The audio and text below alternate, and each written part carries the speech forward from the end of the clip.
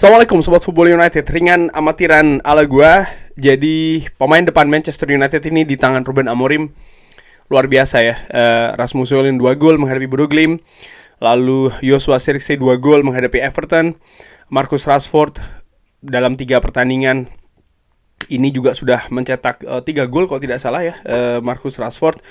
Jadi dalam situasi yang atmosfernya ini positif. Nah, ada sebuah artikel dari espn.co.uk ya, dan ingin gue bahas kali ini.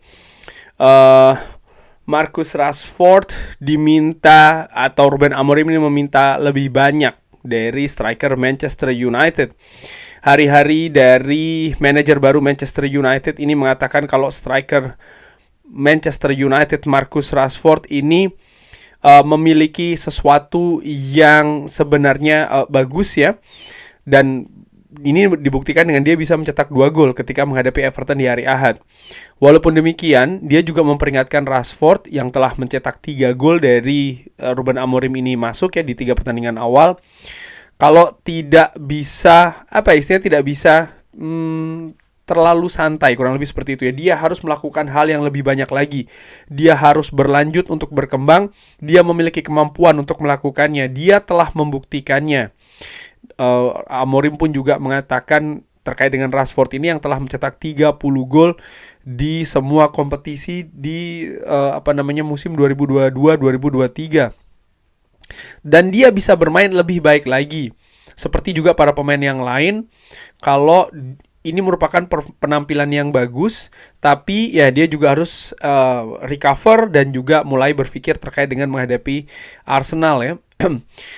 Dan Rashford pun juga mengatakan kalau Ruben Amorim ini tentu saja meminta banyak hal, tapi dia juga memberikan semangat untuk membawa kekuatan di dalam pertandingan.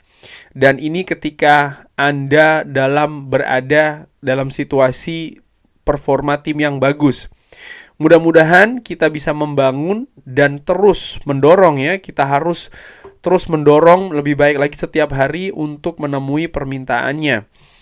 Joshua Zirkzee yang juga mencetak 2 gol ini diberikan komentar oleh Ruben Amorim yang mengatakan bahwa ya ada posisi yang bagus dari Joshua Zirkzee, dia menjadi penghubung juga yang bagus.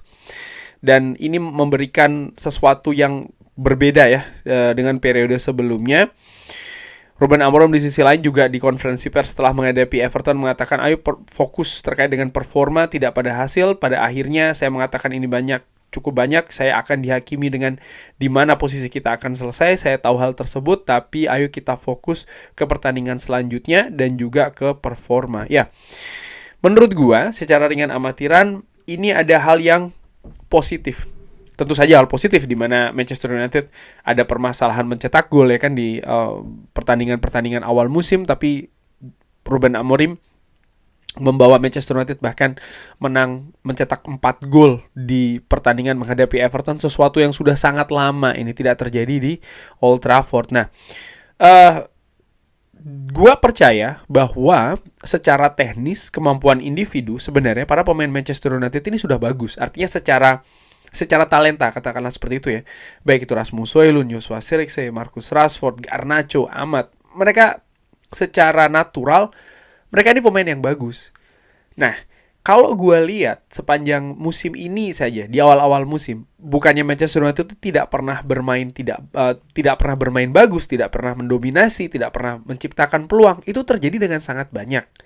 Hanya saja bagaimana pemain depan ini memaksimalkan peluang-peluang tersebut. Menurut gue, oke, di sisi lain ada faktor ketidakberuntungan, tapi di sisi lain juga menurut gue ada faktor ketenangan ya yang tidak terjadi di peluang-peluang tersebut. Nah, gue melihat misalnya Marcus Rashford di gol ketika menghadapi Everton, di gol keduanya dalam situasi one on one, sudut yang sebenarnya menurut gue tuh juga sudut sempit, tapi dia berhasil mencetak gol. Dan ini merupakan hal yang tentu saja cukup bagus. Lalu di gol pertamanya pun juga demikian. Dia bisa dengan akurat melakukan volley dan dia mengincar betul sudut jauh. Kenapa kok bisa seperti itu? Untuk Rashford misalnya, gue menilai bahwa pemain ini yang dia butuhkan ini adalah kenyamanan. Ketika dia memiliki rasa percaya diri yang bagus, ketika dia nyaman, ketika dia enjoy ya, dia akan keluar kemampuan terbaiknya. Salah satunya adalah mencetak gol. Itu sudah dibuktikan di musim 2022-2023 ya kan, 30 gol satu musim. Fantastis. Bagaimana dengan Rasmus Højlund? Bagaimana dengan Joshua Zirkzee? Dua pemain ini gue melihat mereka memiliki karakter tipe permainan yang berbeda-beda sebagai pemain depan. Bagaimana Rasmus Højlund ini menjadi penghubung yang baik karena menurut gue dia ini oke dalam menahan bola lalu mendistribusikannya. Joshua Zirkzee di sisi lain dengan kemampuan atau situasi fisik dia yang besar ya, dia bisa diandalkan untuk misalnya ketika Manchester United ini membutuhkan tenaga ekstra di lini tengah.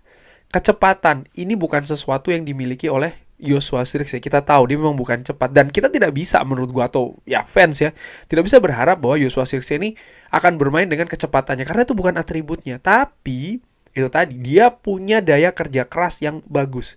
Dia mau terlibat duel-duel di lini tengah.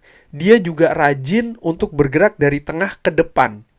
Dan itu yang terjadi dengan gol-gol yang terjadi di menghadapi Everton. 2 gol yang diciptakan oleh Joshua Zirkzee. Dan juga melihat bagaimana gol pertama yang diciptakan musim ini. Itu kan dia juga dari lini tengah, dia ikut masuk ke kotak penalti. Dan dia memiliki kemampuan untuk mencetak gol.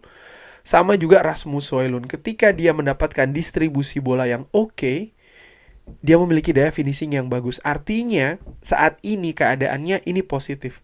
Tentang siapa yang akan dipilih lebih dari pemain yang lain, menurut gua keadaannya lebih cair dari hal tersebut. Artinya Ruben Amorim tidak perlu memikirkan striker utama itu adalah Højlund atau striker utama itu adalah Zirkzee ataupun Rashford atau pemain yang lain. Menurut gua tidak seperti itu.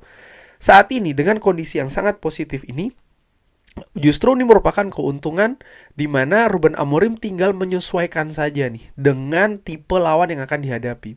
Dan juga keadaan skuad ya. Misalnya, jadwal ketat, harus ada di rotasi. Melihat keadaan lawan seperti ini, pemain belakang tipikalnya seperti ini, pemain belakang lawan ya. Kayaknya yang lebih cocok pemain ini. Itulah yang diberi kesempatan. Karena sekarang situasinya menurut gue ini sedang on fire semua. Dan tentu saja tidak mungkin juga kan untuk memainkan semua pemain penyerang secara bersamaan. Menurut gue itu bukan opsinya. Walaupun juga mungkin dalam keadaan-keadaan terdesak mungkin itu bisa, tapi itu bukan opsi utama. Artinya maksud gue sekarang ini dengan keadaan striker yang sedang tajam-tajamnya, ya Ruben Amorim tinggal menyesuaikan saja. Cuman penting juga bagaimana tim kepelatihan ini juga bisa merawat motivasi.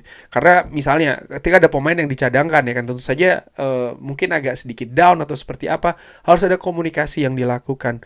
Apakah harus selalu terus dirotasi? Tidak harus seperti itu juga. Ini tergantung kebutuhan. Sekali lagi tergantung kebutuhan, dan ini juga harus dikomunikasikan dengan baik kepada para pemain. Dan ya seperti diberitakan sebelumnya bahwa Ruben Amorim ini kan salah satu faktor positif dari seorang Ruben Amorim ini adalah gaya komunikasi yang baik ya kan, yang bagus. Dan menurut gue ini juga merupakan aset yang besar dari seorang Ruben Amorim terkait dengan lini depan Manchester United yang ya menurut gue ini sedang dalam situasi yang sangat-sangat bagus. Karena sekali lagi gue melihat bagaimana kemampuan pemain Manchester United ini mencetak gol. Sekali lagi gue tidak masalah terkait dengan mungkin agak sedikit egois atau seperti apa. Memang pemain depan juga diperlukan oportunis ya. Tapi bagaimana mereka bisa memaksimalkan peluang tersebut. Nah, ini ada faktor teknis, faktor non-teknis, faktor individu, faktor secara kerjasama dengan pemain lain. Namun nampaknya ya kalau melihat dari 3 pertandingan awal Ruben Amorim ini, situasi semakin baik bagi lini depan Manchester United. Dan ini penting karena dengan lini depan yang tajam maka gol akan datang. Karena gol itu datang, maka kemenangan bisa lebih berpeluang hadir untuk Manchester United. Kurang lebih seperti itu. Bagaimana menurut Sobat Football United? Seperti biasa silahkan drop di kolom komen. Terima kasih sudah menyaksikan. Jangan lupa like, sholat, dan juga subscribe. Wassalamualaikum warahmatullahi wabarakatuh. Thank you.